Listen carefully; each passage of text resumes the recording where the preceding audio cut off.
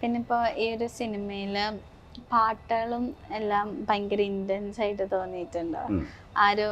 ആളുടെ അവസ്ഥ കാണിക്കാൻ പറ്റുന്ന ഒരു രീതിയിലാണ് എനിക്ക് മ്യൂസിക് വേണ്ടതെന്ന് പ്രത്യേകം എടുത്ത് പറഞ്ഞിട്ടുണ്ടായിരുന്നു. ആള് ഈ മ്യൂസിക് ഡയറക്ടറിനോട് എന്തൊക്കെ ഇൻസ്ട്രക്ഷൻസാ കൊടുത്തേ? തീർച്ചയായിട്ടും ആദ്യം നമ്മൾ പറഞ്ഞ എല്ലാ തലമുറയ്ക്കും ഡൈജസ്റ്റീവ് ആകണം. അതാണ് മെയിൻ കാര്യം വേണ്ടത്. അതെ അതെ. പിന്നെ സബ്ജക്റ്റ് പൂർണ്ണമായിട്ട് അദ്ദേഹത്തിന് ഗോപി സുന്ദറിനെ അറിയാം. ഷിബു ചക്രവർത്തിയാണ് ലിറിക്സ്, ഷിബു ചേട്ടനും അറിയാം. അപ്പം അവർ കൃത്യമായിട്ട് എല്ലാ തലമുറയ്ക്കും അതെന്താണ് വേണ്ടതെന്ന് അതേ അളവിൽ നന്നായിട്ട് എല്ലാവരും നന്നായിട്ട് ഹാർഡ് വർക്ക് ചെയ്തിട്ടുണ്ട്.